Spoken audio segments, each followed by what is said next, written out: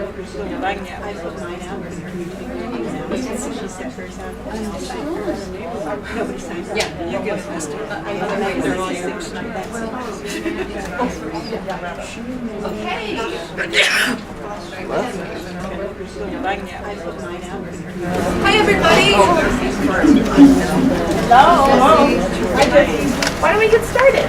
Good idea. Thanks so much for coming. My name is Jessie. I'm a co-member of Loretto, and we are we are so glad to have my Ikwe here with us today, and to have all of you here. Some of you are Lorettos and some of you are not, which is really, really exciting. Let's just get right to it. This is my Ikwe Ludwig.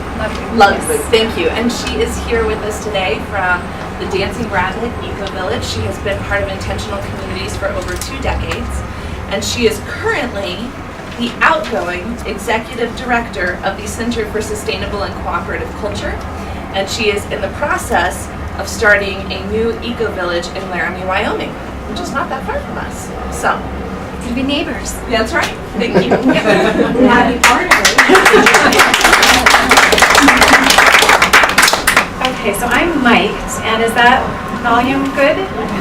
Great. So is there anybody who can't hear well what I'm saying? Well, you probably couldn't hear me to answer that question.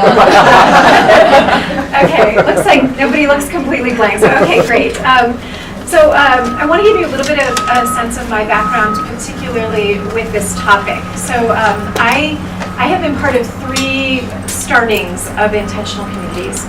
And of those 3, one of them was a complete disaster, and one of them was kind of a limited success, and the other one actually has resulted in a really cool community in Albuquerque, New Mexico. And I'm part of a community right now whose founders did a tremendously large amount of things right. And so some of my background is in don't do what I did because that didn't actually work very well. And some of it is in seeing the trajectory over the course of now 19 years that Dancing Rabbit has been around.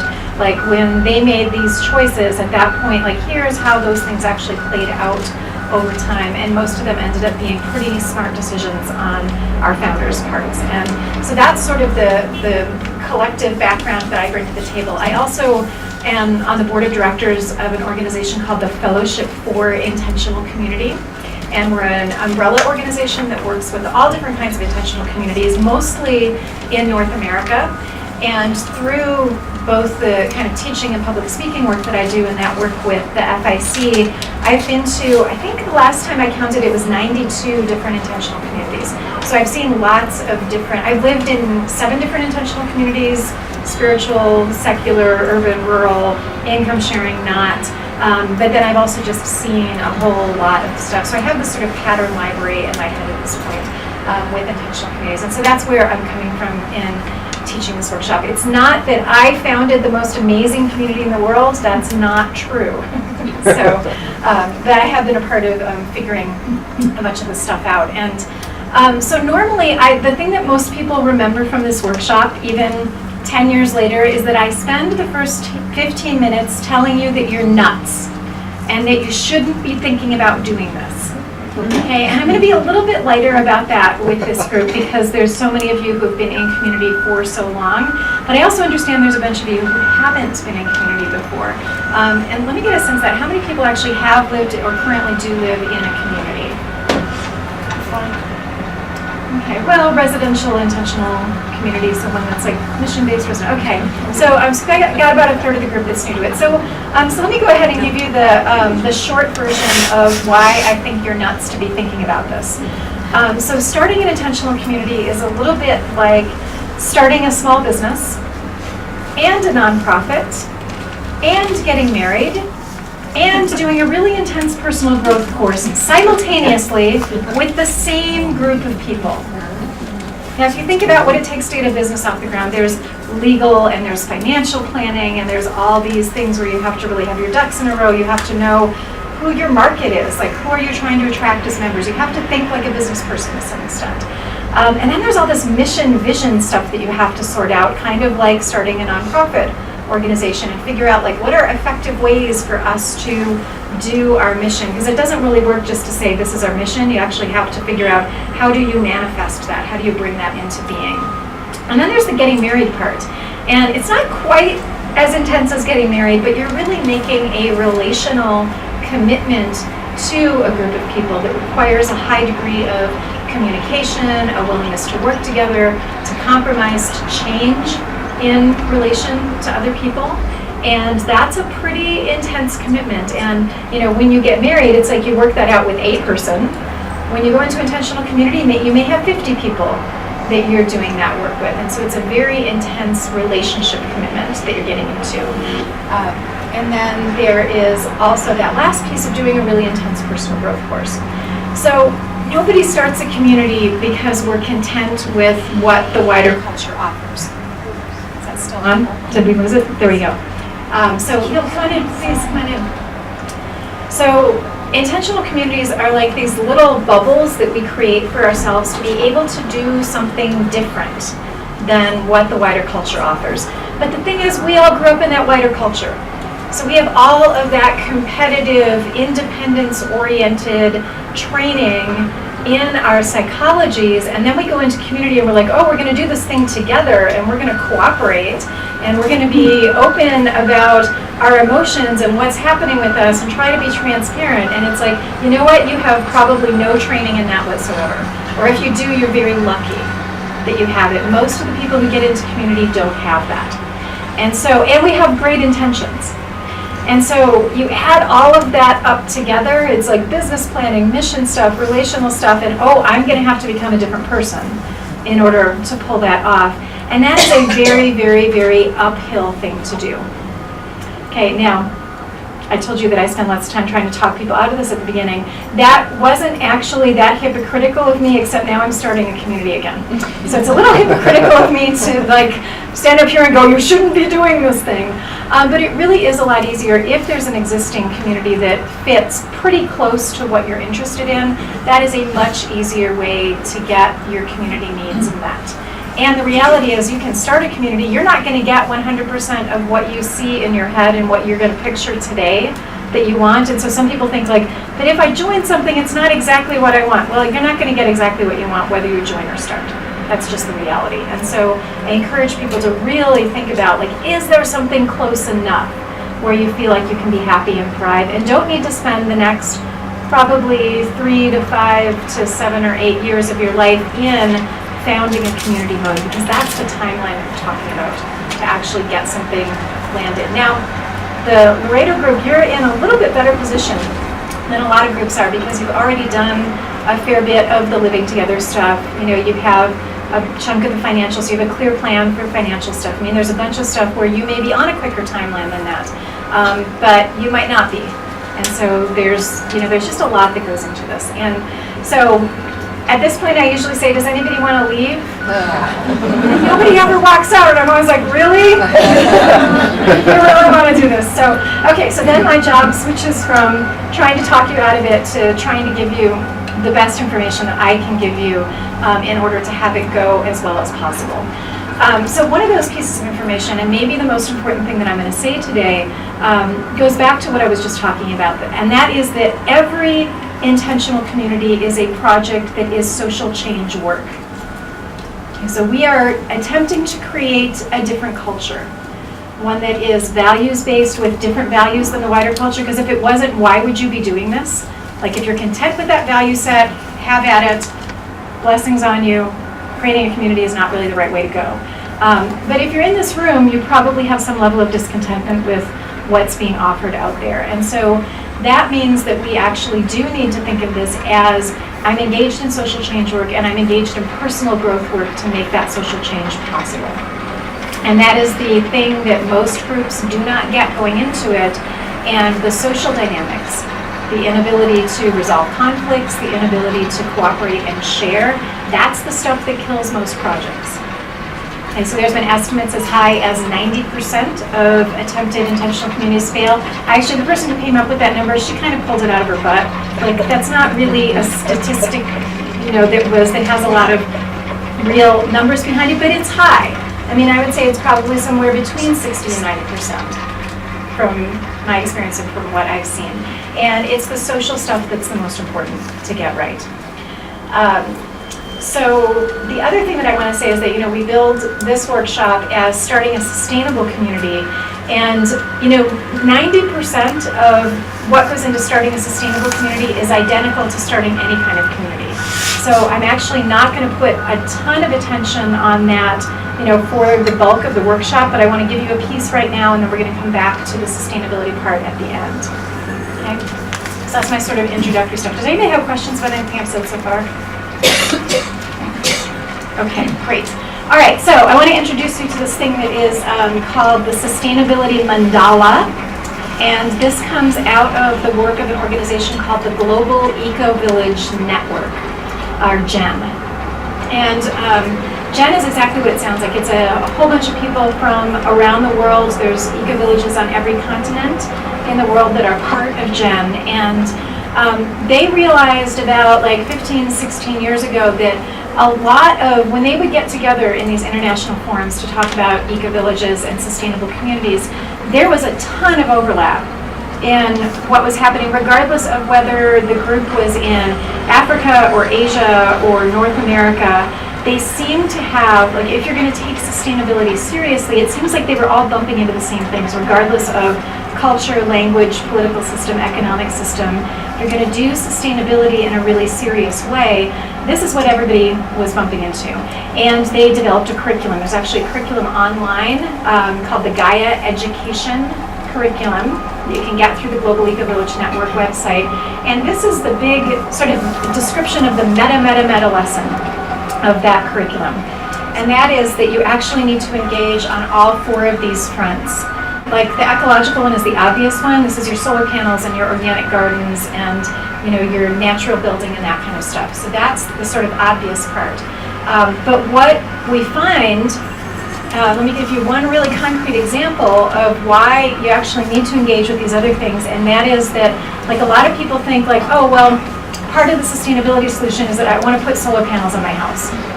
Okay, it makes total sense. That's a direct way to address energy issues. And yet, what you bump into, you try to put solar panels on if you want to do sustainability well. And we often, the ecological one is the obvious one. This is your solar panels and your organic gardens and your natural building and that kind of stuff. So that's the sort of obvious part. But what we find, let me give you one really concrete example of why you actually need to engage with these other things, and that is that a lot of people think oh, well, part of the sustainability solution is that I want to put solar panels on my house. Okay, it makes total sense. That's a direct way to address energy issues. And yet, what you bump into, you try to put solar panels on your house, you bump into oh, they're still expensive. There's economic barriers to being able to do that. Now those are getting better, but we still subsidize oil and not solar panels so much, and so there's still an unfair disadvantage. So you end up bumping into economic barriers. And then a lot of people, I have multiple friends who have solar power systems sitting in their garages because when they tried to put them on their houses, their neighbors freaked out. Called the neighborhood association on them, went, oh my God, the hippies are taking over. And there was this massive freak out, and we still fight against those social impressions of what sustainability is about that creates another set of barriers. And then there's this worldview piece, and worldview is just your fundamental lenses that you see the world through. It's your values, it's what motivates you, and there's a worldview barrier in the first place, because why would you even think about doing solar panels? You've got to be questioning that basic value set, and that's what you're bumping into with the neighbors actually, is their worldview doesn't match your worldview, and so that ends up coming into clash with each other. And so what these eco-villages around the world have figured out is that actually if you start here and figure out what's your shared value system, what's your worldview that you're trying to do as a group, and you get really clear about that. So this is going to be your community vision and mission statement as applicable to this particular workshop. So if you get that right and you do the work of figuring those things out together, then that suggests how your social relationships should be with each other. So if you're trying to do a cooperative, compassionate way of interacting with each other, if you're trying to take into account not just how happy the humans are on your property, but also the other beings that you share your property with, that's all worldview stuff. That's going to suggest, oh well, maybe we limit human activity on our property voluntarily in some way to take care of those other creatures. Maybe we get training in conflict resolution because we're trying to do cooperation well. So it suggests social relationships. It also suggests economic relationships. And so, we live in a culture that has a very, very competitive economic model. How are we going to do that differently in our communities? Are we going to make each other pay for labor sharing between us, or are we just going to share labor with each other? Like, how are we going to set up our economic interactions with each other? And then all of those things lead to being able to do ecological stuff more easily. So for instance, if you're sharing income or sharing other economic resources, a lot of the ecological stuff becomes a no-brainer. Like, of course we would share cars, and not everybody has to have their own car if we're in it economically together. That's just cheaper. So there's ways that starting here and letting each of these different things flow through actually makes it much easier to get the ecological results that you want to get, which is usually what we mean when we say sustainability. Okay, so that is a very high-level, nuggeted summary of a 232-page curriculum. So, but is that clear? Am I communicating this clearly enough so that's a useful concept for you? Great, and we will come back and play with this a little bit at the end of the day, but there's some other things that I want us to do first. Okay, great. So that's the super high-level sustainability stuff. Okay, so I'm going to hand these out, and we're going to be killing microphones all day. Okay, pass these around. Thanks, Justin. Yep. Okay, so this yellow sheet is the one that we're sort of going to traipse our way through in our 4 hours that we have together. So there's some more questions up at the top. Do you really want to do this? That was the part where I encouraged you to think through whether you really want to do this or not. So there's the start or join question. There's also the second question on there is, what motivates you to want to start a sustainable community? And so this is partly about our communal motivations, like what do we want to create with a group of people? And sometimes that's a pretty easy thing to answer. Like, we can get clear about, like, what are those goals that we have that are shared. But there's another piece, which is what motivates you individually. And this is super important, okay? Because if it is ego that is motivating you to start a community, the first time anybody criticizes you for anything, you are likely to get defensive, and it is likely to turn into an ego battle.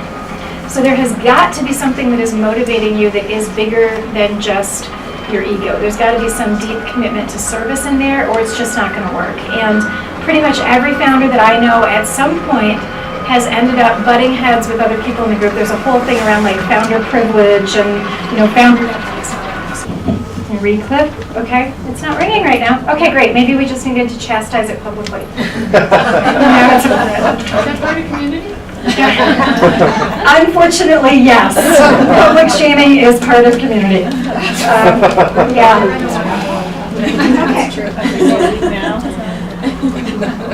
Okay. Yeah, there are some less than ideal things that happen when you get a group of humans together, and public shaming is one of them, unfortunately. So, okay. So the other thing that's up here at the top is strong encouragement to visit other communities and visit groups that you think are similar to what you want to create, and visit groups that you think are different from what you want to create. And I give this advice in part because of my early experience living in communities. So I had always had a self-image of being someone who would really love the kind of cabin in the woods to get the mics to work. So part of why I advise that is that I had always had a strong impression of myself as being one of those people who would just love to have like a cabin in the woods kind of a thing. And in the first community that I lived in long term, there were lots of different kinds of housing, and some of them were these cabins in the woods, and we got lucky at one point and won the room draw and got to do a cabin in the woods. And we were there for about 6 weeks, and then I realized I wanted to slit my wrists. I hated it. I felt like what I wanted was to be living in the dorms up in the middle of everything where all the action was. And so if I had invested a bunch of energy in creating a community based on the cabin in the woods model, I would not have gotten something that would have made me happy long term. And I didn't know that until I put myself into that situation. So there's a big know thyself piece with all of this. And so one of the ways to get that... Put your bag in mine. I think we can hear you now that we close the back. Okay, let's try it. without it. And apologies to anybody who can't hear. I will try to speak loudly enough and project. Okay, so there is a big piece around actually getting really clear about what you really want and what really feeds you rather than what your self-image is right now of what's going to work for you. And so that's part of why I suggest actually visiting places that you think you would hate. Like maybe you'd actually discover it doesn't sound good on paper, but actually it does work for you. So communities touring is one of the things that I strongly suggest. And also reading, do folks read Communities magazine? Sandra. Okay, so there's a Journal of Cooperative Culture published by the Fellowship for Intentional Community that has lots of articles from community founders. And actually the latest edition of Communities magazine is all about founding communities. So I'd strongly suggest at least getting a few copies of that and disseminating them widely in the group. And not everything in all of the articles are things that I completely agree with, but they're all different perspectives from lots of different founders and what has worked for them. So I really suggest reading Communities magazine and talking to other founders. You know, getting on the phone with a community that you think is interesting and having a conversation with those folks who started it and what do they wish they'd done different, what worked really well, that kind of stuff. So there's a lot of information that's out there, and sometimes groups think, oh well, we're so unique that nobody else is going to have the advice, and they're like, that's actually kind of BS. Like, there's some uniqueness to every group, and then like 90% of it is the same stuff. And so having a good dose of humility about asking for help and learning from other people is a really important piece of having it go well. It's one of the things that the Dancing Rabbit founders did really well. They picked a location in part so that they were within 5 miles of another intentional community that had been up and running for years and knew what they were doing and asked them to mentor them. And so humility was the #1 smart thing that our founders did. And they were 20-something guys for the most part. So if they can have humility around it, anybody can have humility around it. They were brilliant, smart, young men, and they did a great job with the humility thing. So then we get to the common models for groups getting started. And so there's 4 different things here. I strongly recommend either doing numbers 3 or 4. So number 1 is somebody has land and thinks, oh, I'll just invite a bunch of people to live with me and we'll call it a community. This is disastrous because that person or the couple who owns the property or whoever, they have the power to kick anybody out at any point. So there's a really bad power dynamic that gets started with that. So if that's the case for any of the groups that are thinking about getting started here, I really recommend either selling the property to the group early on or entering into an agreement that, when X, Y, and Z has happened, like when we've hit these certain choice points, because it's hard to give up your property to a group of people. So it's a hard thing for those founders to do, but entering into an agreement, which is, once we have 6 people who are committed, once we have figured out our economic, whatever those choice points are, making an agreement about when the property is going to be sold to the group. Okay? So the second one is a group of people gets together that are basically friends, and they come up with answers to stuff, and that's how the community starts. I don't recommend this either. Okay? And people are often surprised that I say that, but the thing is that it's really hard to get alignment if friendship is what originally brought you together and you want to do something more than that. Just having a house together is totally fine. If that's the kind of community you want, it's fine to lead with friendships. If it's not, though, if there's some mission thing that you want to do, some service that you want to do in the world, this is a little bit disastrous. And so this is one of the things that, one of the groups that I was part of in Albuquerque, New Mexico, where I lived for a long time. We had like 50 people talking about starting a community at one point. So it was a big group of people. And there were 3 of us, there were 3 women who were sort of the founder energy with the group. And it took us 2 years to figure out that the 3 of us had different visions. And what we had been doing all along, not realizing where those contradictions were between us, I'd been inviting people based on what I wanted. Sherry had been inviting people based on what she wanted. Zaida had been inviting, and so we had these, what we basically ended up doing was creating 3 factions within the group. And they are still 2 of my best friends. It was not a matter of love is not enough to have a solid founding group. I guess that's the message that I want to give you. And what ended up happening was that one of those visions eventually won. One of the women stepped out at some point and just went, I don't want to fight with my best friends about this stuff. So she stepped out, and two of us stayed in and continued sort of fighting about it. And her vision was easier to pull off with a group that was fractured, which is what she and I had jointly created, was a fractured group. And so that's the vision that actually ended up happening. And it's a fine vision. It just wasn't what I wanted. And it wasn't what the people who I had pulled in wanted. And so we basically ended up wasting 2 years of about 50 people's worth of time and energy and life force. And it was incredibly painful. Okay, so I really strongly suggest figuring out the vision and the mission and leading from that. Okay, and so that's what the third and fourth options do. So the third option is that one person or a really small group who have a vision that they're really excited about get together, and then they start inviting people explicitly based on that mission. Okay, so this can be hard on friendships, just to be clear. You know, like this would have been hard for the three of us, Zaida and Sherry and I, to be mature enough to do this at the time, because we really wanted to live together, you know. And we didn't end up living together anyway. And then the fourth one is doing it sort of a little more scientifically and researching models, getting training, thinking about who you want for your members, that kind of stuff. And then a small group of people gets together and get some training and then start making those major decisions together. And so this in some ways leads with skill sets and data. And this is another fine way to get a group together off the ground. So most successful groups are going to be either doing number 3 or number 4. And it's a little different if a group already owns the land versus an individual owning the land, partly because you'll have 8 or 9 people to project founder dynamics on, which is easier than being one person getting that stuff projected on you. But I really do recommend so that group of people that already has those ties to the land, figuring out what's the vision you want to do and then starting to invite people in. Like that's going to be a better sequence than, hey, let's all of us in this room think we're going to all end up on that property together, and then that's that setup for that kind of fracturing. Good, so you've got a baseline of the vision stuff already.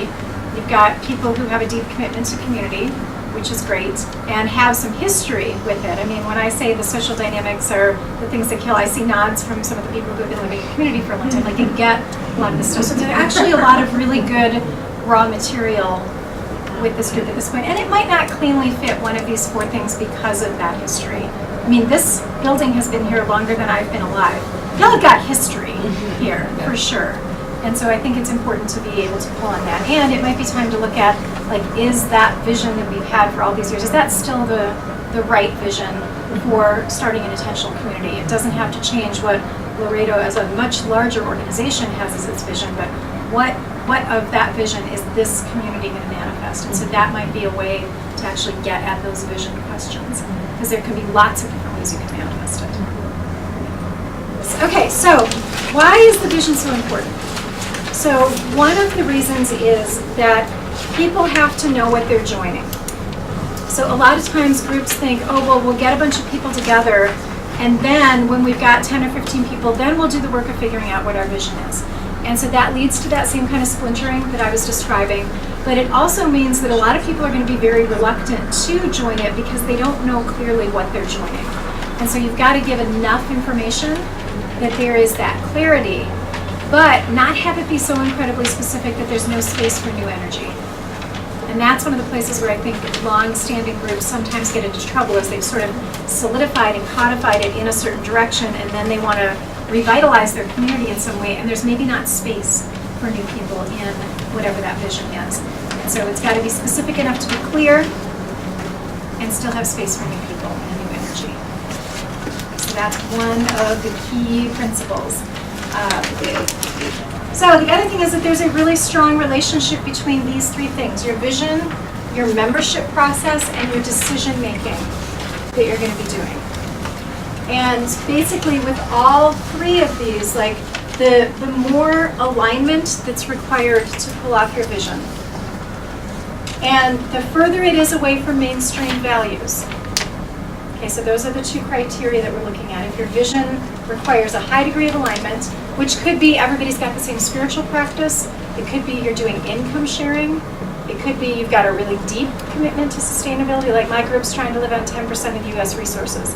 That's a huge commitment to sustainability. And so that requires a high degree of alignment. And how different is it from the mainstream? Like there are communities that are just trying to be like a nice neighborhood. Like they don't have to be that picky about their membership. They don't have to worry too much about what the decision making is going to be because they can just default to how we normally make decisions out there and it's fine. But if you're trying to do something more different, more meaningful in some ways, more mission based, then you're going to have to be picky about what your decision making is. Okay, and you're going to have to be picky about what your membership process is. And be careful about who you let in and how you're doing your decision making. Because decision making is one of the places where we train ourselves to do culture differently. Okay, and if you get somebody with like mainstream competitive orientation and you're trying to do something not mainstream, you're going to fight with that person. Okay, so you've got to be really clear about what the decision making is. And I have no idea how you make decisions right now. Do you do consensus? Do you have a leadership group? What's the... Both? Okay, but that's fine. That's fine. Having a both is fine. Yeah. So here's the things that you're going to want to figure out sooner rather than later. And they're much easier to figure out with less than 10 people. Just as a general guideline. So who decides who's in the decision-making group? How do you get into that group? You know, so if right now that's like 5 or 6 people that feel really committed to living in community after this property is sold, that's fine, but then how do other people join that group? What's the vision? And how are you making decisions? So these 4 things are like sort of the primal decisions that need to get made pretty early on. And if you try to do that with 30 people, you're probably not going to get anywhere. You're going to be very frustrated sort of spinning the wheels. So at some point there's going to have to be a clearly, okay, this is the decision-making group at this point, and we're going to start inviting you in as we feel able to have more people in. Okay, and this is tricky because right now, like how many people are in this room? 25 or something? And so what I'm suggesting is that not all of you should be in that initial group. That probably feels like it kind of sucks. But just from a practical standpoint, like where you're actually going to be able to make progress is getting clear about this stuff sooner rather than later. Yeah. My general recommendation is that you let everybody have input, but you don't let everybody be able to say yes and no to final decisions. Like invite everybody to your meetings, let them talk. That's partly because you're getting to know them. You're getting to know, like, is this somebody I feel like I could make decisions with? And so it's highly beneficial in lots of ways to let everybody be part of the conversations, but as far as who's actually making the decisions, it's better to have that be a limited number of people initially.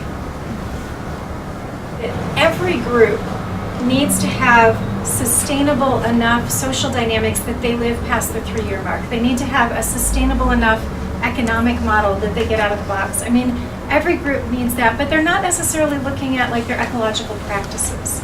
You know, that's not necessary, and they're not necessarily trying to cultivate a worldview that changes their ecological practices. So that's what's going to be unique about sustainability-oriented groups. But really, sustainability is just a good idea with social and economic stuff, no matter who your group is. So that's why I say a lot of it is similar. And those are the places that get kind of buggered up most commonly. And so that's why I spend so much time emphasizing those 2 pieces more. Does that make sense? Okay, great. Okay, so I want to say a couple other things about the visioning process, and that is that there are some key terms to clarify. And those are sustainability or sustainable, diversity, affordable,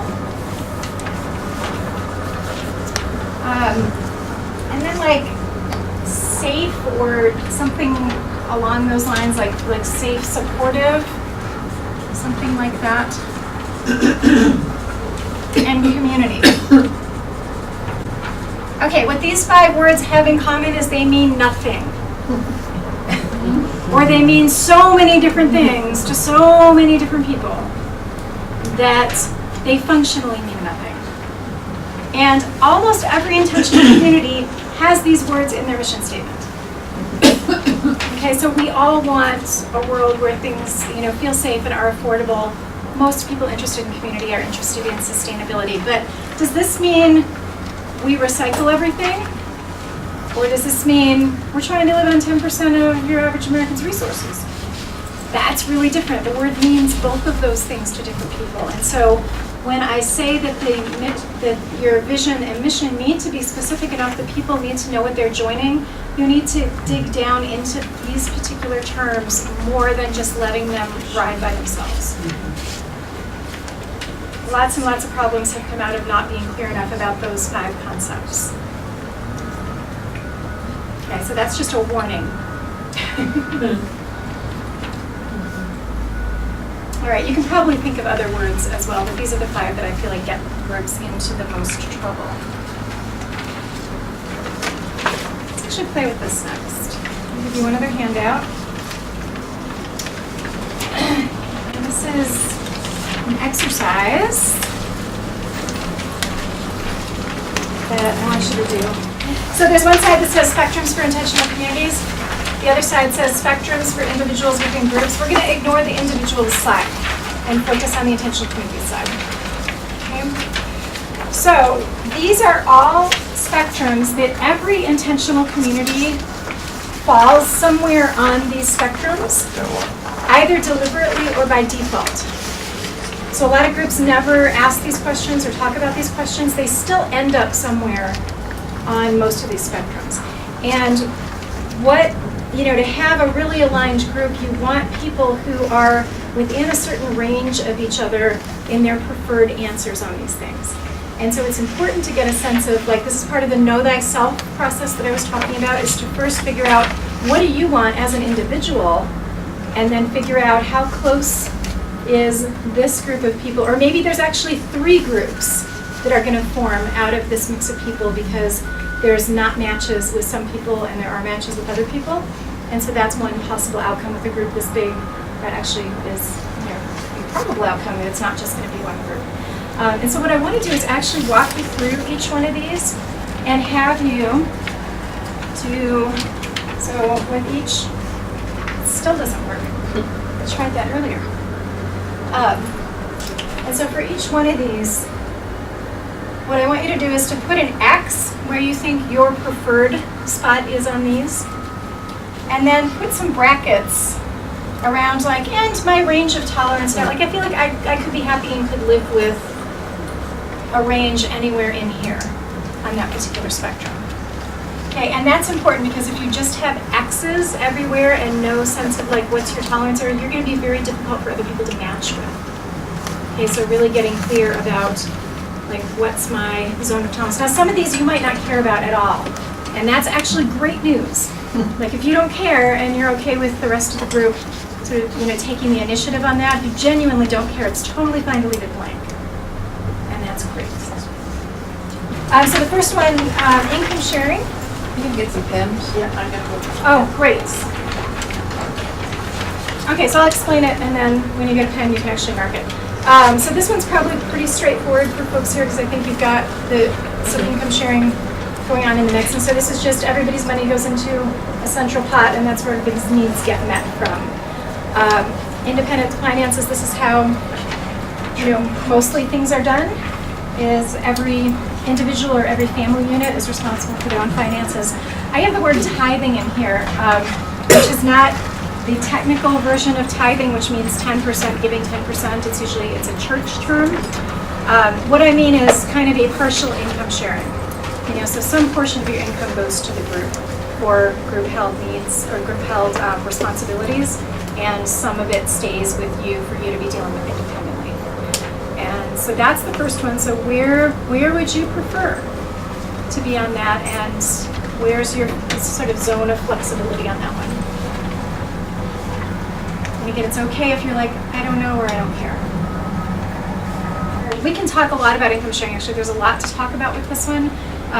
There are some communities that do it successfully, and it can be really hard because it's constant. It's constant sort of navigation, and people's emotions get wrapped up in money and all that kind of stuff. And so it seems easier to pick either income sharing or not income sharing, or percentage-based things. Those are the 3 most common ones that seem to actually be functional.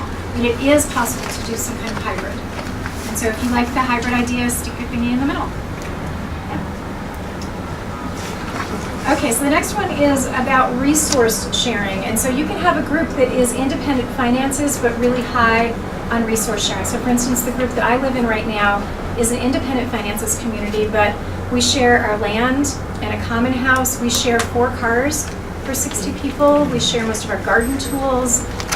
There's farmland that's shared. I mean, there's a whole bunch of different stuff that are shared, and those are all resources. And so you can be independent finances and high resource sharing. If you're income sharing, you're almost automatically high resource sharing. There's very few ways that you can actually pull it off to do something other than high resource sharing when you're doing income sharing.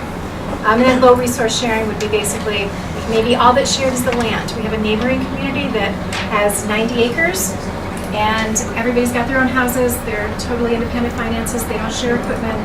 They don't do any of that. So they're low resource sharing. Still a community. So we actually are a little weird in that people have options about how much resource sharing they do in some areas. So we all share the cars and the land and the common house.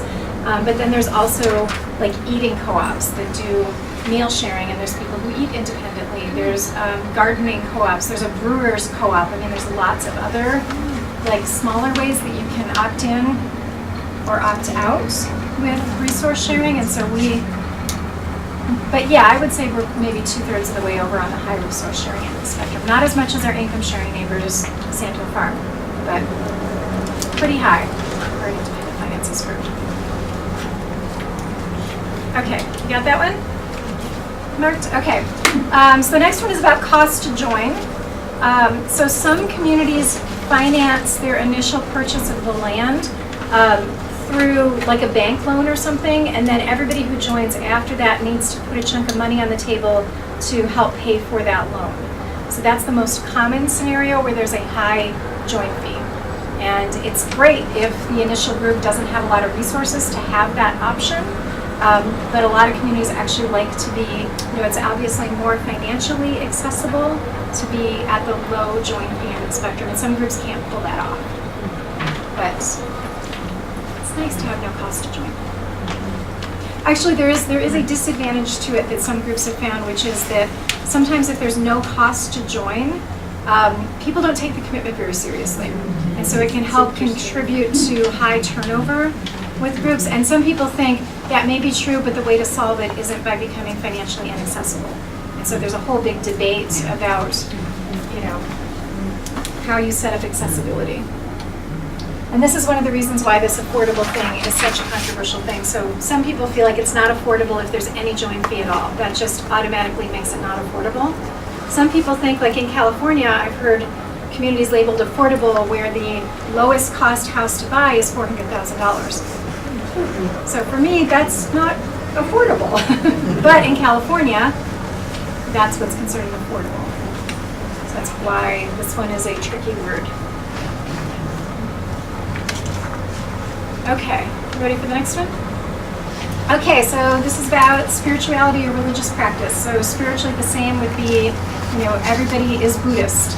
It's, if you've got an ashram, and in order to become a member, you have to be, having that particular spiritual practice. Spiritually diverse means you require everybody to have a spiritual practice, but it doesn't have to be the same church that you're going to, or the same guru that you're following, or the same practices that you're doing. Supports and tolerates spiritual practice are just like further down the road, like you don't require it, but you're having varying degrees of a supportive environment for spiritual practice. And then there's secular groups that don't take any stance on that at all, and then there's groups that actually are kind of anti-spirituality. So where would you prefer to be on that spectrum? My guess is most of y'all are to the left end of this group. Okay, so rural and urban, this one's pretty straightforward. If you would love to be right smack dab in the middle of the city, you want to put your X right all the way over to the right. I live in a county with 4,500 people in the whole county and no stoplights. Rural. So that's what I mean on that end. So there are suburban groups, there are groups in small towns, that kind of stuff, and they're sort of in the middle of the spectrum.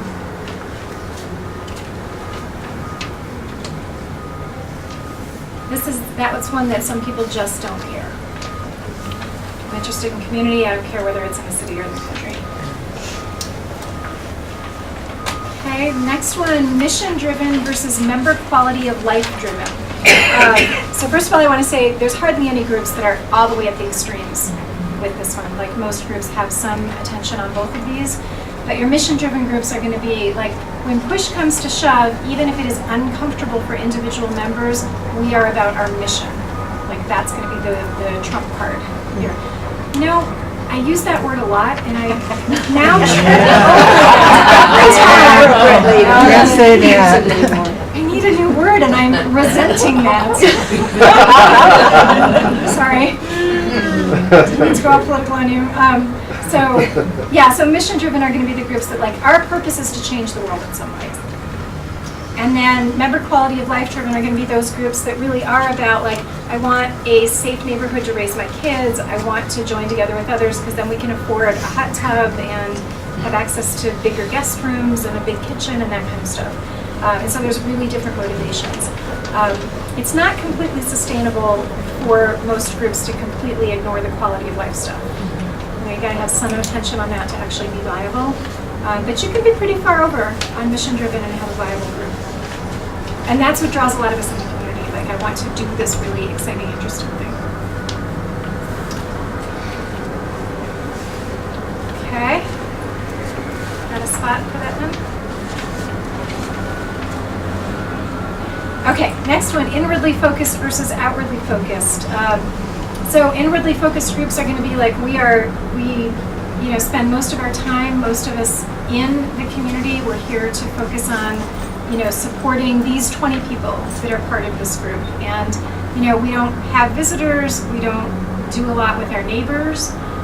So the outwardly focused groups are going to be the ones that have tours that come through regularly. They want press. They invite people in regularly, and they have a fair bit of focus on like, how are we, sometimes our mission is about the outside world instead of about the like the spiritual development of our members, for instance, is going to be, that's the main focus. That's going to be more of an inwardly focused group.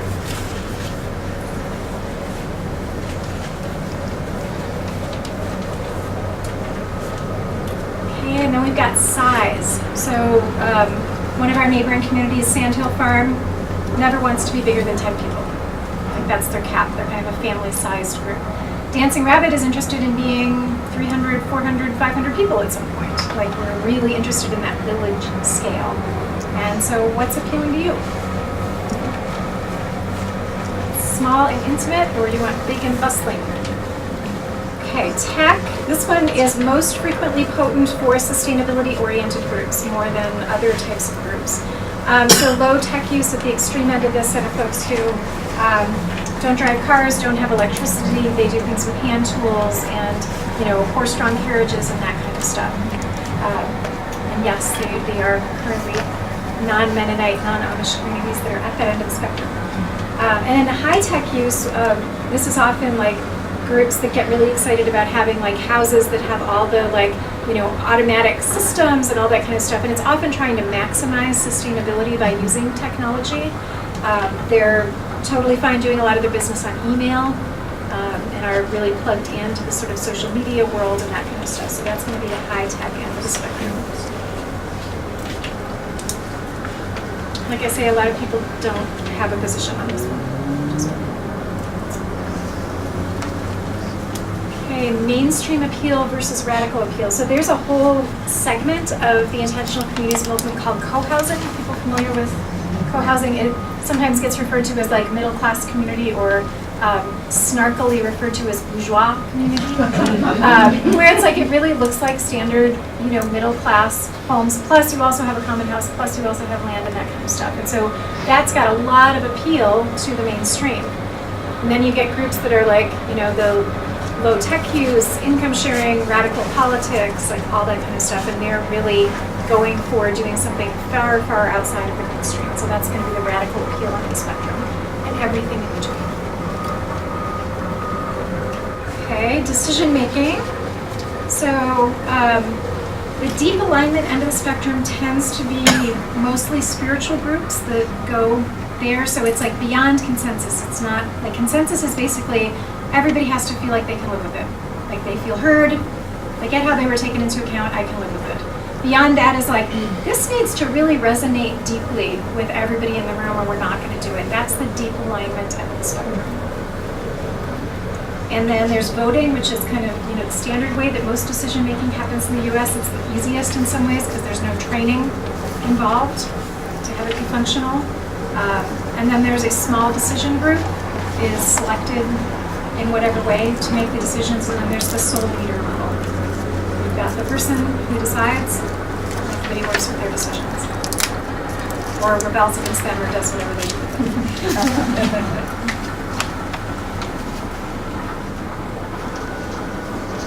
Okay, related to this is how power is distributed. And by power, I mean influence on decisions. And so the flat power end of the spectrum is the one that often is sort of held up as the ideal at the sort of left political end of the spectrum, progressive alternative culture, really wanting everybody to have very equal access to power. I can also say as a social dynamics consultant that I think this is a myth. I don't actually think this ever really happens. And I think it's a great goal, but I'm not sure it actually ever really happens. What is more likely to happen is dispersed power, which is everybody's got some degree of influence over things. We acknowledge that things are not entirely even, but that's our ideal that we're shooting for. And so many people have significant influence and everybody's got some. And then strong pockets of power, like, whatever it is that we say officially, there's the 6 or 7 people that pretty much run the show. Or on this topic, that person pretty much, what they say ends up being what ends up happening. And then very lopsided, again, this is the sole leader end of the spectrum, and and it could be that there's 1 or 2 people who really run the show, whether that's official or not. The reason why we're doing this now is that in a few minutes we're going to stand up and get out of our chairs because we're having the post-lunch energetic slump. So hang with me for 3 more and then we'll get up and move around. Okay, so next was about how you deal with conflict resolution. So some groups, their entire purpose is encouraging people to get really good at dealing with conflict. An example of this would be a community on Staten Island in New York called Gonis Community. And they don't do this anymore, but for the first 15 years that the community existed, they spent 4 to 5 hours a day doing interpersonal processing. Yeah.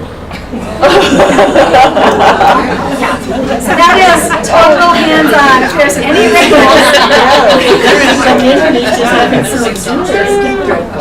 yeah, it's not my preference either.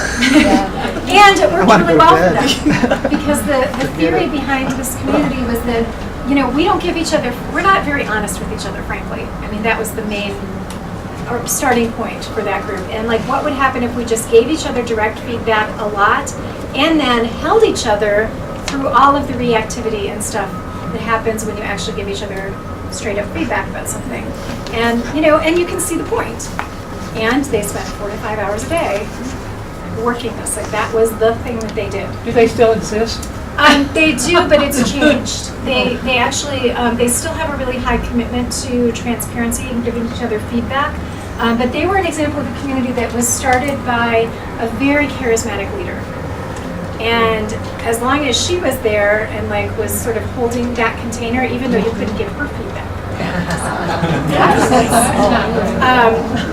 As long as she was there and holding the container, it worked. And then when that relationship broke down with the community, actually they're a really good example of a group that did an excellent job of moving from a charismatic leader to a much more democratic way of doing their decision making and their interpersonal relationships with each other. And so they still do, probably there's a meeting each morning where you can bring stuff up if you want to, and then they will hold each other through it, but it's not got to do everything with everybody there witnessing.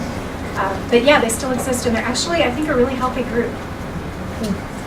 You can be healthy in all sorts of kinds of intentional communities, I've discovered. Even if I find it distasteful what they're doing, you can actually do some pretty healthy stuff with lots of approaches.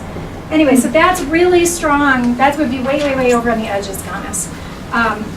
The other one is groups that are what conflict?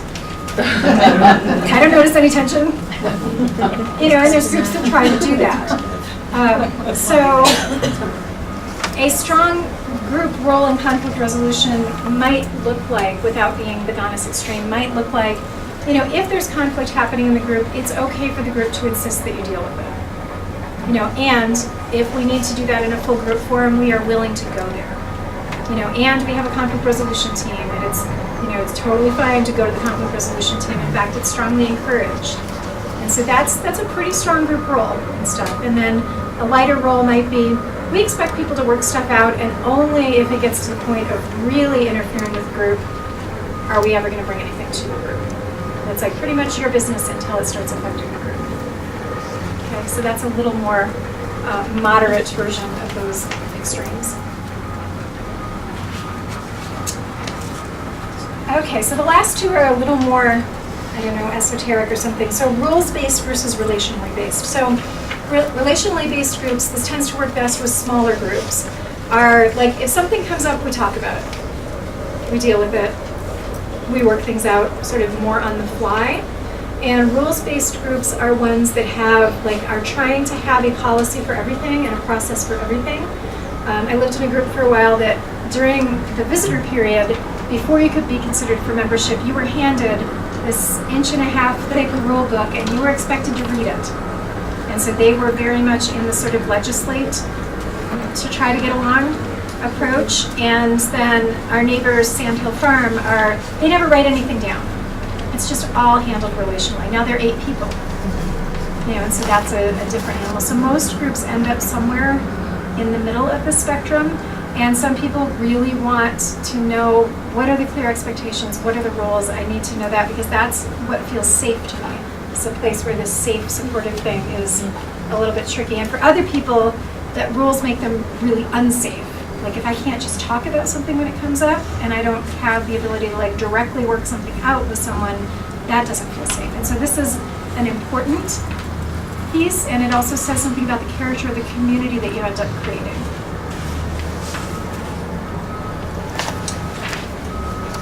Okay, last one is moving toward energy versus resisting energy. So the resisting energy end of the spectrum tends to be more groups where it's all about I hate the system, I hate cops, I hate, all that authoritative blah, blah, blah, and I'm going to create a pocket where I don't have to deal with this, and it's all about resisting that. It's about not that.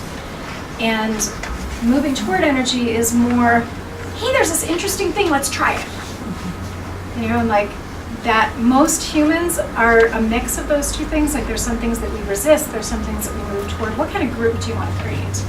And this one, in particular, you tend to get more of what you start with this one in a way that is not quite as true with these other ones because it's about the energy, it's about the feel. So at Dancing Rabbit, we are more toward the moving toward end of the spectrum. And there's this interesting thing that happens is that we've got fairly radical appeal.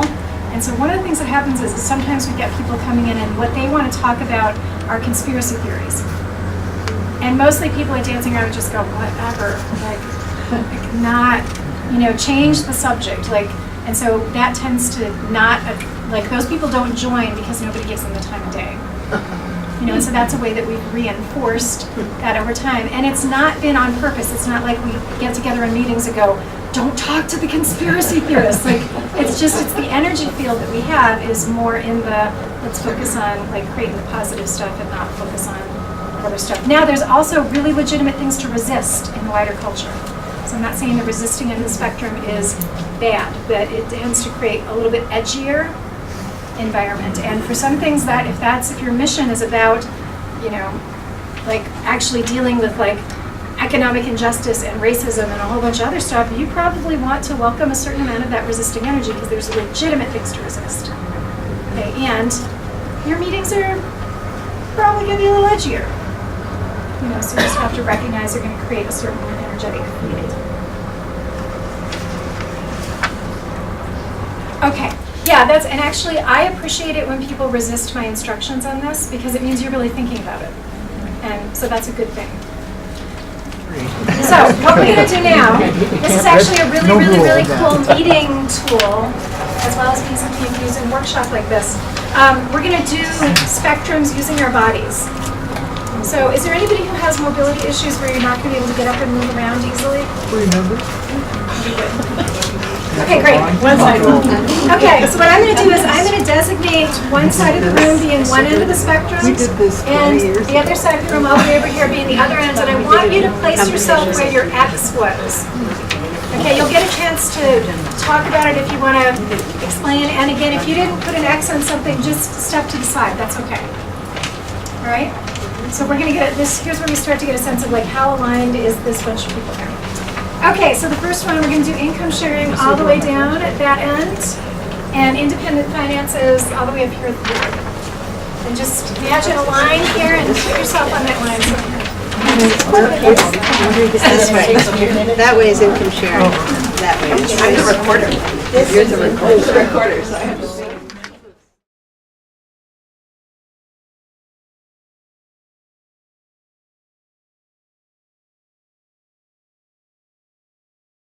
Thing to actually flesh out as a community, like how do you bring those two parts together? Because we've got, there's people at both ends, and there's also a lot of people going like, I want both. And so that could be something that distinguishes your community from a lot of other communities.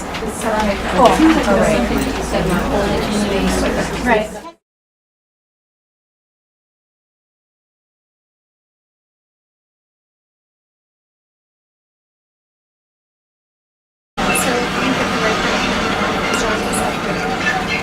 So there's rules. Like at Dancing Rabbit, you can't own a personal vehicle once you become a member. That's a rule. And then there's mentorship.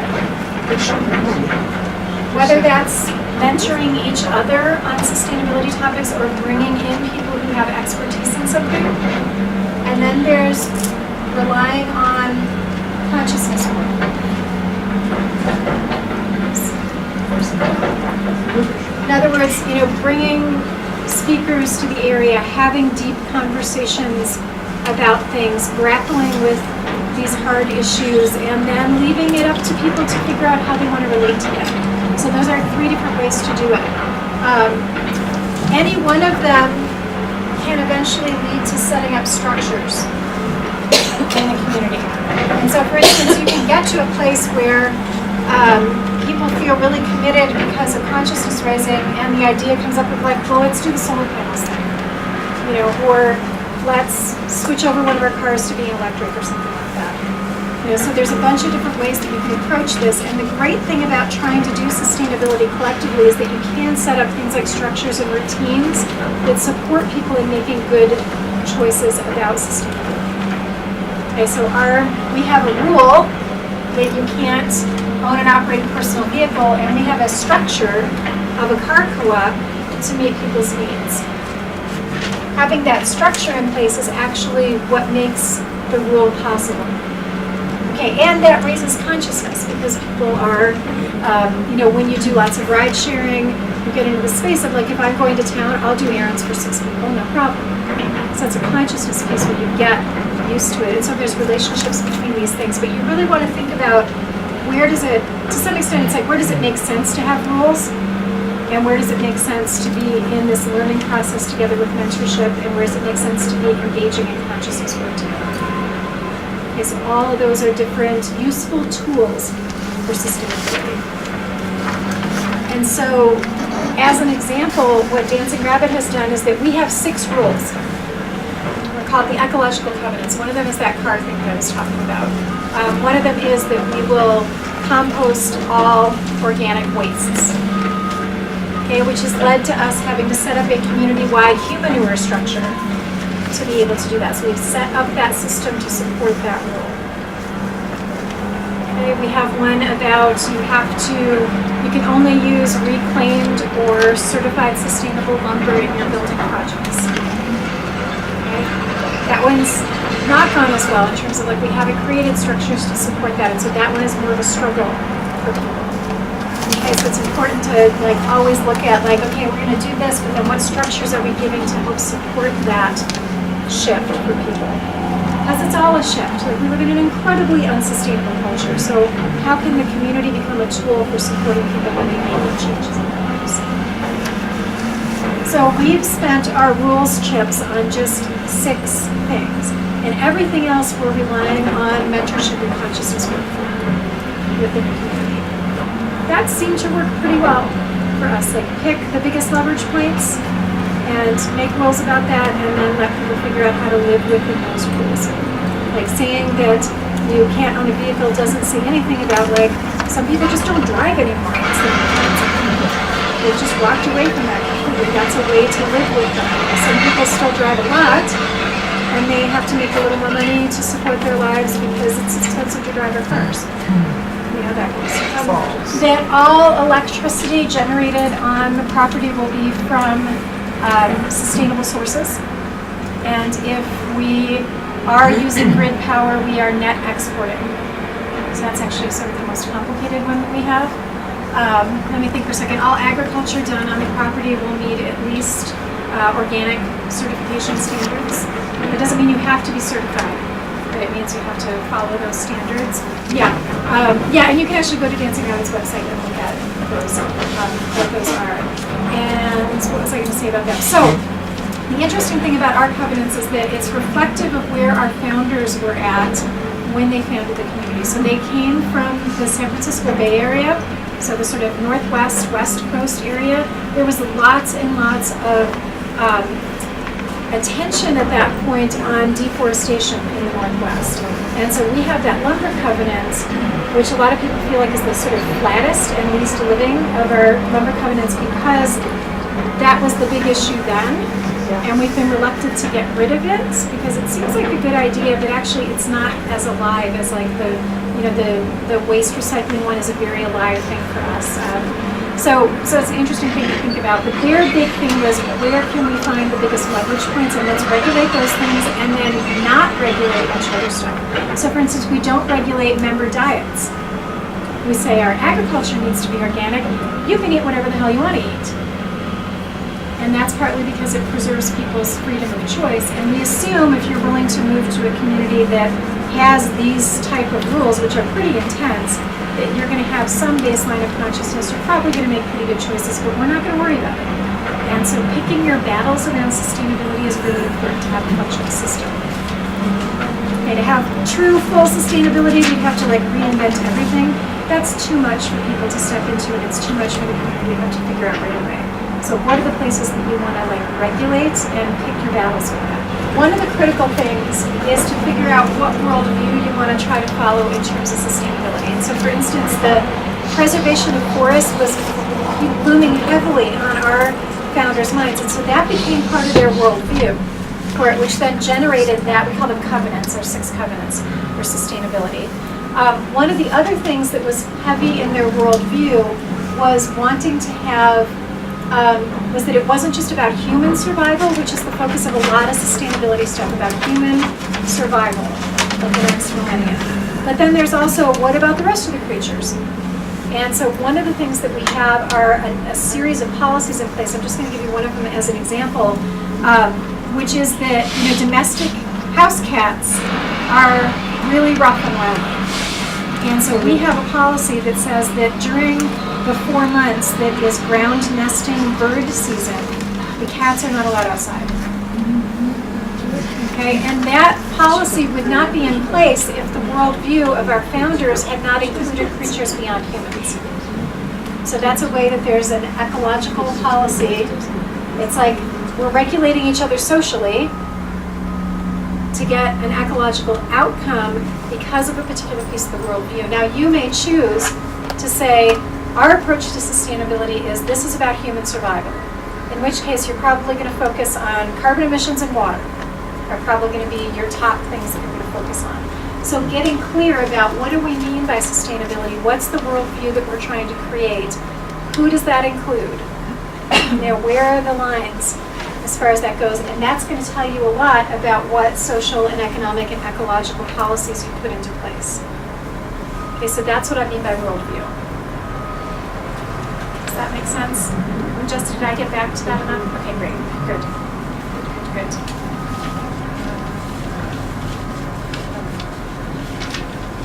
So I could also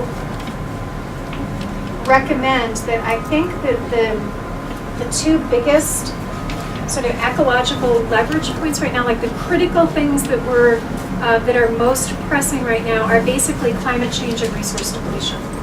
And so figuring out specifically how do you want to relate to those two issues is going to be a big part of what you figure out here. What was the second one? I couldn't hear. Resource depletion. Oh, Okay? What is resource? Climate change and resource depletion. And I'm just saying that as somebody who teaches sustainability a lot, like those are the two big, the urgencies can be sort of summarized in those things. There's a version of the worldview on this that says that we should be leaving a large chunk of those resources for other creatures. So that's part of what you want to answer with your worldview contemplations. You know, like, so in our case, like, wildlife preservation is part of what we hold in our worldview, and that's really what that cat policy is about. You know, it's about other creatures. It's actually a pain in the butt for the humans who live there. But that's okay. Like, we think that's fine for humans to have a little bit of imposition, you know, for preservation of the rest of nature. So that is part of, so defining that and defining, like, what's your goals with climate change. Climate scientists say we got to get down to 10% of the average American's emissions. Are you going to go for it at that level? Or is your goal going to be like, we steadily reduce our carbon emissions every year? Like, those are two different ways to do it. Like, we're going for a number, or we're going for steady progress. That's a worldview choice. You know, both of them lead to better ecological practices, but which way are you going to approach it? Okay, so that's the kinds of things that I would strongly encourage you to be looking at in terms of worldview. And you have this on film, so if you didn't get all that, it's there, I hope. Okay, so is that making sense? Okay, great. And this is where not getting caught in what does sustainability mean? Like, this is where you're going to help your group not get stuck in conflicts about that, because you're going to get clear, this is how we define sustainability, this is what we mean, and this is how we're framing these issues as a group. I mean, there are communities that do regulate member diets. So there's communities like, they're a vegan community. You know, there's groups that set goals, like Sandhill Farm down the road from us, their goal is to grow 85% of their own food. You know, and they make it most years. And so they're actually pulling that off. And so there can be either rules or guidelines. They rely more on the consciousness thing, where your vegan communities are relying on a rule for how to set that up. And I know vegan communities where that rule works great for them. It's super clear, they don't ever have to fight about what's in the food. It's like, nope, no cheese, I'm not going there. It's just very cut and dry for them. And I also know people who have left vegan communities because they started needing different things in their diets. And so it's clear, but it works fine for some of those groups. So you can create rules around anything. It's like, you know, like I say, the key thing that I want to emphasize is pick your battles around where you use your rules chips. Consciousness work, you can go all over the place with, but pick your battles with your rules.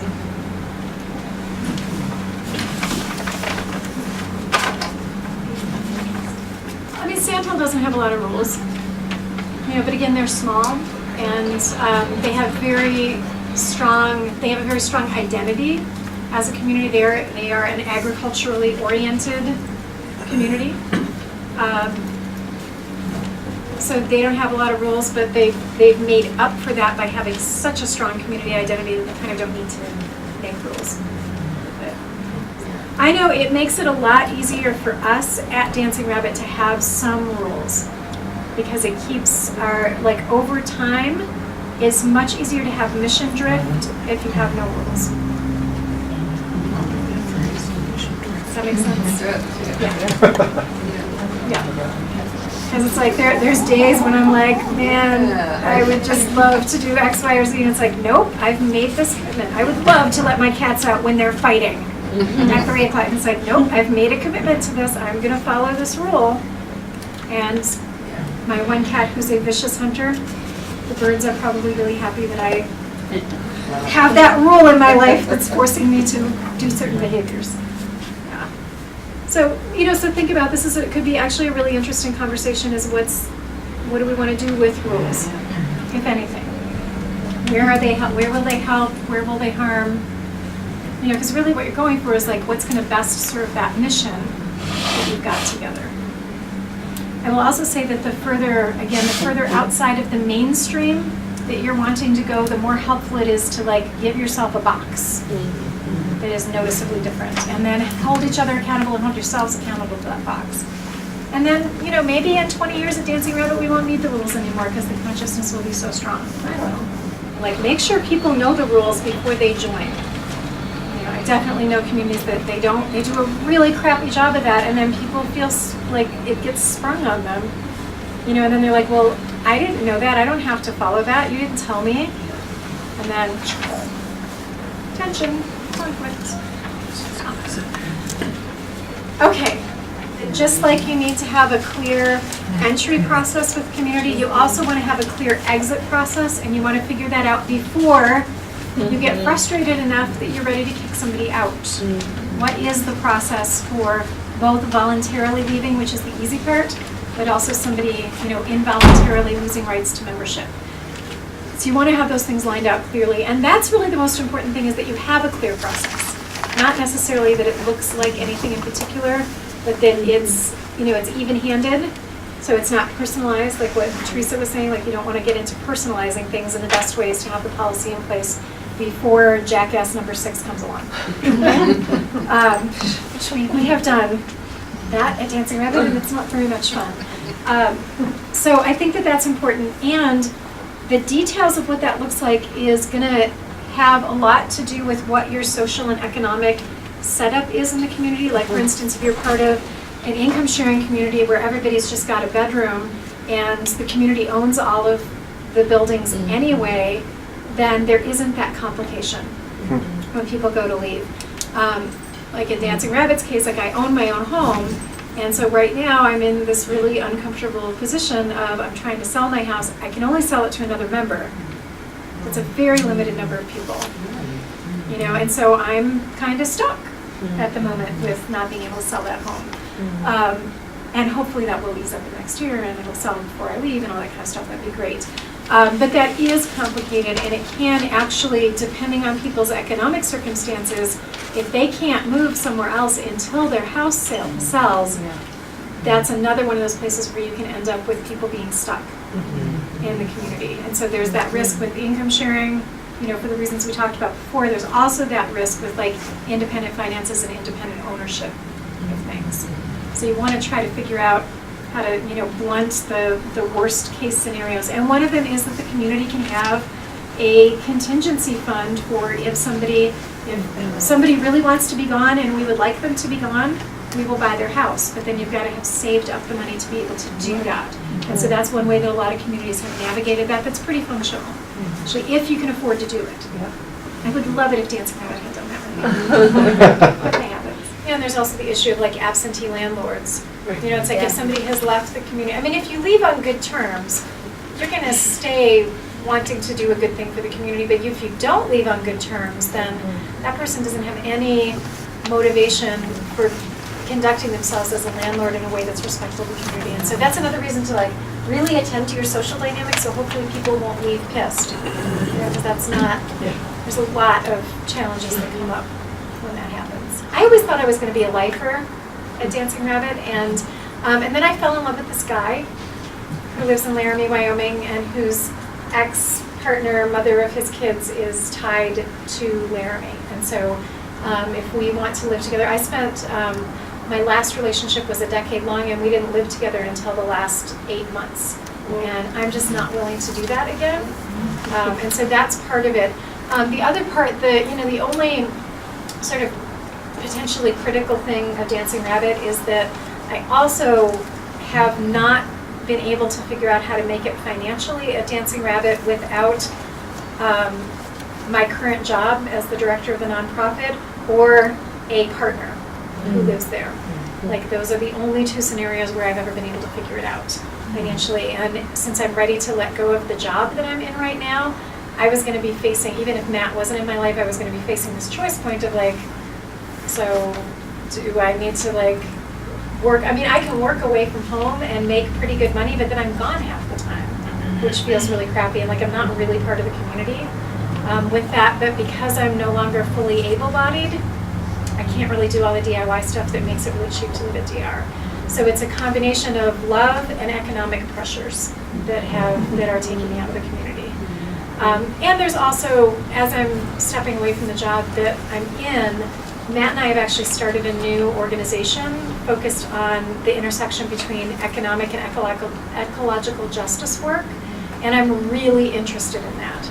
And so, you know, if my work is easier to do in Laramie, my guys in Laramie, economic stability is in Laramie, all roads are sort of pointing to Laramie at this point. So, yeah, so that's my personal story with it.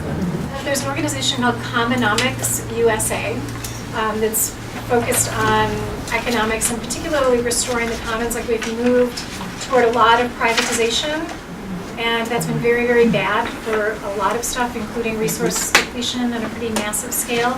And so Commonomics is focused on restoration of the commons. The project that Matt and I have started is called the Materialized Empathy Project. And what we're talking about is like if empathy was the baseline assumption of all of our social relationships, what would those economic and ecological practices look like? And so we're interested in how to solve climate change without screwing over poor people. It's a big part of it, which is one of the big conundrums right now, is like there's lots of good ecological ideas out there, a lot of them hurt poor people. And so we're trying to figure out how to like create public policy. So it's focused on law and policy development. And also things like, one of the other empathy pieces for me is like, intentional communities are actually a really, really, really great structure that are kind of hard to do in a lot of places, legally and economically. And so what can we do to put into place legal and economic structures that would actually support the development of things like eco-villages? And so I'm very keenly interested in that question. And then Matt does a lot with public banking and wealth inequality issues and a bunch of other stuff. So that's kind of his area of expertise. We overlap with the climate change stuff. And then I'm focused on communities and climate change, and he's focused on economic inequality issues of various sorts. The commonomicsusa.org, and then there's a page on there about the Materialized Empathy Project. So, and I don't know Colorado law well enough to actually know what the specifics are here, but often, you know, it's harder to do things like natural building and experimental building in a lot of places. Dancing Rabbit picked where we are in part because there's no building codes and zoning. So we've been able to do very experimental stuff. And so that was a very deliberate decision. So one of the worldview choices was, do you fight that in more urban areas and more wealthy states, or do you move to a poor state where then you're going to have economic struggles the whole time your community exists? But you don't have to fight against building codes and zoning stuff. So that was the choice that we made, was to let's get right into it rather than spending the next 5 or 6 years trying to get exceptions to regulations. So those regulations include things like in some places you can't have more than 3 unrelated adults cohabitating within a space. So it's that kind of stuff, which has really racist roots to it. Like if you, I'm not going to do the whole story, but it's like crazy making. And so we want to reform that kind of stuff, and wherever you are, I would really recommend, like, before you buy a next piece of property, find out what the regulatory framework is going to be that you're going to deal with there, and get some help in thinking about it. And, you know, and Matt and I can actually provide some of that help if you want to know how to analyze those things. He's a law school graduate, and he's really good at figuring out what does that mean in terms of how it's going to affect my. That's really good, doesn't it? That's really good. I wish I had done it an hour ago when we were all like ready to pass out. Yeah, what I would recommend if you want to do an urban area where you're not buying a property, ripping everything down and rebuilding and that kind of stuff, which, I mean, there's some good things about it, but there's also, like, there's kind of too much of that happening in cities in some ways.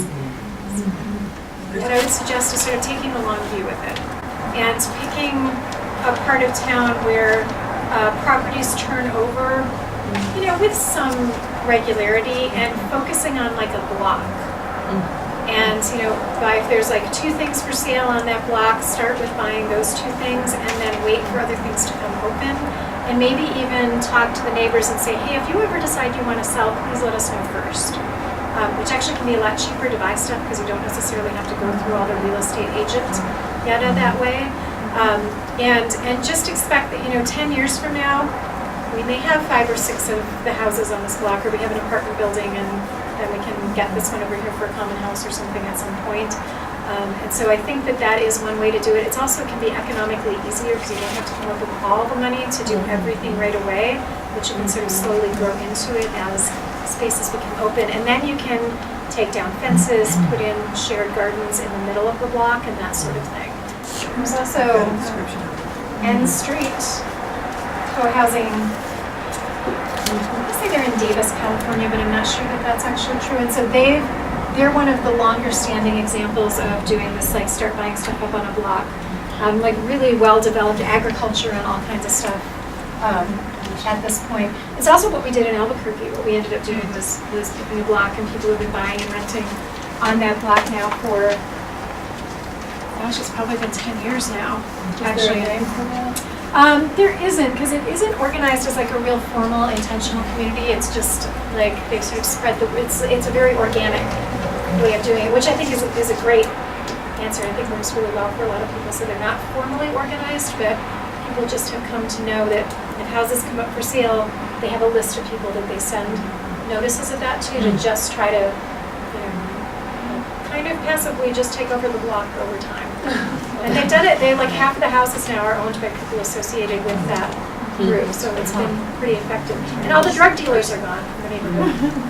So if you can get some of the landlords in on it in the neighborhood and ask them, let us know first if something comes up for rent, you can get sort of a conspiracy of landlords going. And sometimes it's easy for them because they don't have to advertise for it. And you've got kind of a waiting list of people ready to step into it. The landlords love it, and then they know there's people watching out for each other, and you tend to take better care of the property when you're part of the community. I mean, there's a whole bunch of advantages for them. And I definitely support I've been sort of talking about formal intentional community with membership structure and stuff.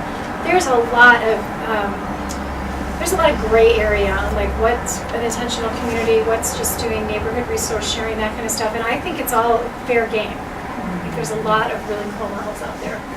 Well, we were really fortunate. So our county's weird. About 60 years ago, we started seeing migration of Mennonites into the area. And so starting 60 years ago, there were these 2 cultures sort of coexisting. The standard Middle American, very Christian, conservative, and the Mennonites. And then 42 years ago, Sandhill Farm showed up, and they're kind of a hippie commune. But they did a really good job of, I was talking about mentorship. They decided they wanted to learn as much as they could from the old-time farmers in the area who were already starting to, their kids were losing interest in farming. And so they learned a lot from the local farmers, and they built up pretty good relationships with them. And they didn't do all the stereotypical things that the locals were afraid they were going to do. They didn't bring drugs into the county. They weren't rabble-rousing. They weren't telling them what to do. They weren't screaming at people about anti-war stuff. I mean, they just came in and were pretty chill and learned farming and actually took over a long-standing sorghum operation from a local farmer who had been really despairing for a decade about nobody's interested in learning this. This is going to die with me, and it didn't die with him because Sandhill took it over. And so they did a really good job of establishing positive relationships with the local community. And so 23 years later, when Dancing Rabbit showed up, the founders were basically able to say, yeah, we're doing something kind of like Sandhill. And people were like, yeah, that's fine, whatever. And so, and we've not done crazy stuff, and we've not pushed our agenda, and all that kind of stuff. And so I think the key to not having things go poorly with neighbors is transparency and respect.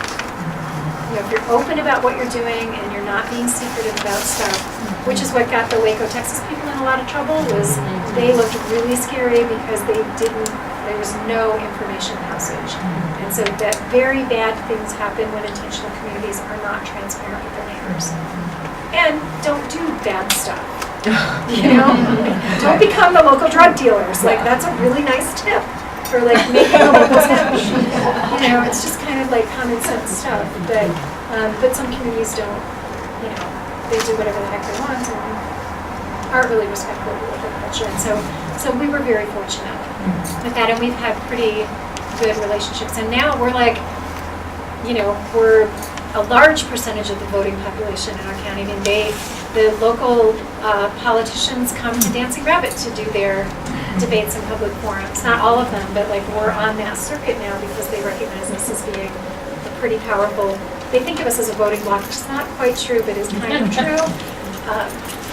Yeah, so we've sort of become part of the local scene in a way.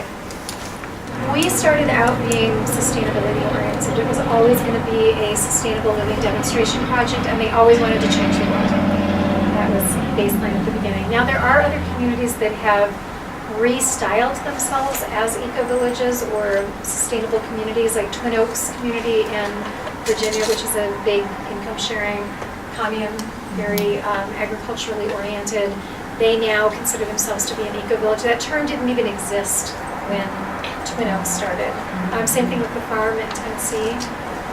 And so there are communities that have made that switch over time. And you know, and a lot of it is just like, it's kind of like doing a strategic planning process with a nonprofit that's never done one before. You just, you know, you back up, you figure out who are we, what are our values, all that kind of stuff. So I think you're in a little bit of that kind of, you're this interesting hybrid of like starting a community and reinventing a community that already exists. And you know, it's a pretty interesting animal that you all are. Actually, I think there's a lot of interesting stuff, and the tiny house movement actually is very interested in the intentional communities movement and vice versa. There's been a lot of back and forth, and that's actually like, I'm interested in starting like a pretty radical income sharing, tiny house oriented community. I mean, so I'm all about that model. I think it's a really cool setup because it balances that like privacy with like non-consumerism.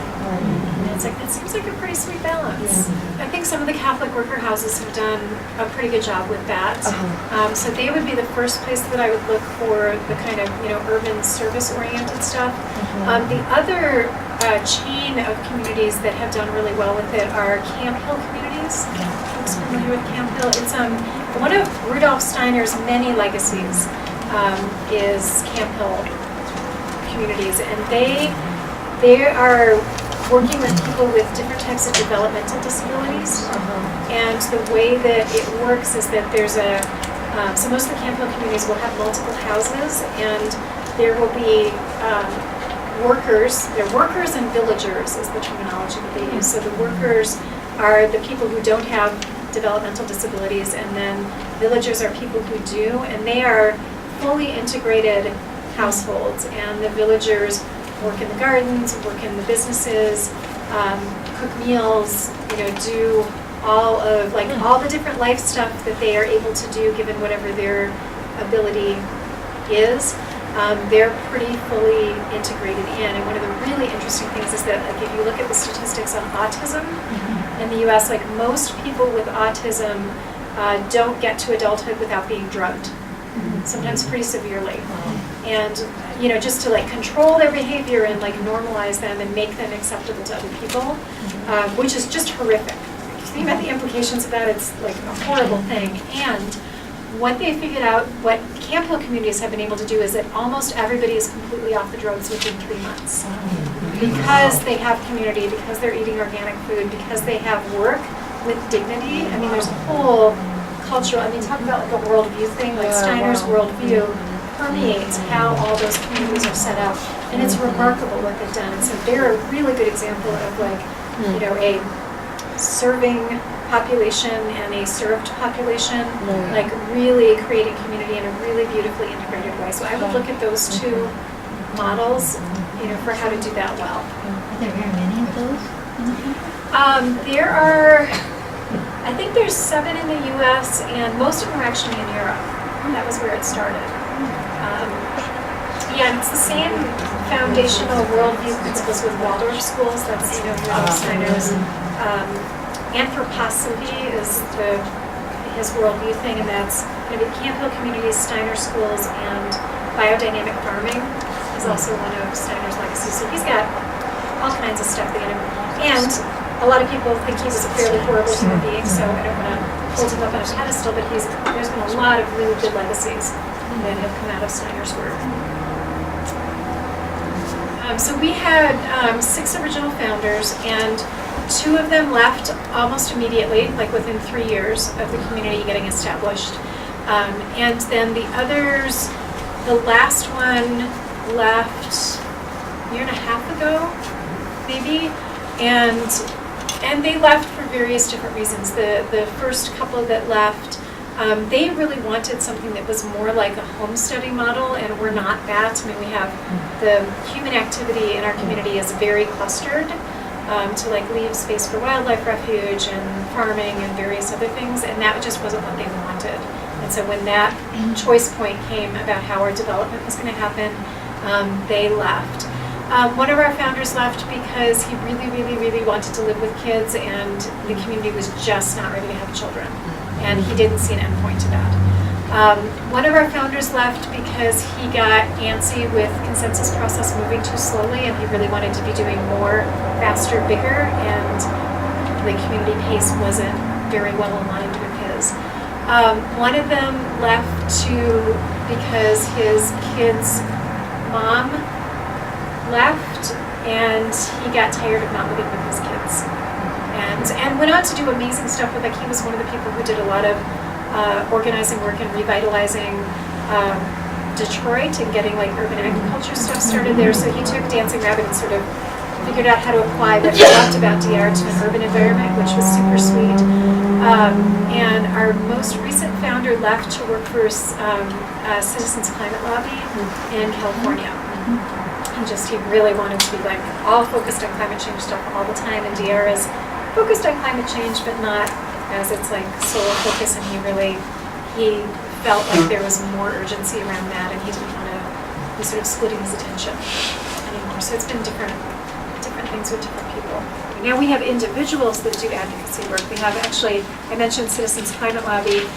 We've got the Northeastern Missouri chapter of Citizens Climate Lobby is centered at Dancing Rabbit, and so there's individual people very involved with that. I do advocacy work, when I give talks and stuff, but that's actually part of what I'm drawn to is being able to do more of that as a more central thing. So I'm a little bit in the same boat as, our most recent founder of like, I want my activism to be influencing bigger and bigger spheres, and that rubs some people at Dancing Rabbit the wrong way. So, and I don't want to rub people the wrong way. Yeah. Okay, I want to give you some resources. So first one is this book, Creating a Life Together by Diana Leaf Christian. Diana is terrific at everything except I don't think her group process recommendations are great. But this is a really good guide to the basic things that you have to think through. I mentioned Communities Magazine earlier, and again, that the new issue of Communities Magazine is all about starting community. You can get that at the ic.org website, which is also where the Communities Directory lives. So it's got listings for about 1,500 intentional communities in North America, and a handful of them in other parts of the world. You can also email FIC, so if you have sticky questions, you can email me too, that's totally fine. But FIC has a whole bunch of people who answer correspondence and help people think about intentional community issues. So feel free to use them. There's also, if you feel like you would benefit from having consultants or facilitators to help. So Laird Schaub is actually my mentor in doing intentional communities work and group process stuff. Right now he's a little out of the game because he's actually dealing with cancer. I'm hoping he gets back in the game though, and he's an excellent resource. Betty Didcott actually lives not too far from here, and she's a facilitator. She's done a lot of interesting work with like the international Reiki community and like holistic healing and stuff, and she's a really good facilitator. I will also be local soon. And one of the things that I'm going to be doing, I mentioned facilitation earlier. Next year, probably starting in February, I'm going to be doing a year-long intensive facilitation and cooperative leadership training. And so I will let you know when that happens in case folks are interested in that. But it's going to be awesome. It's going to be in the Mountain State, so you don't have to travel very far to do that. So those are some resources for you, and I'm going to leave all this stuff with you.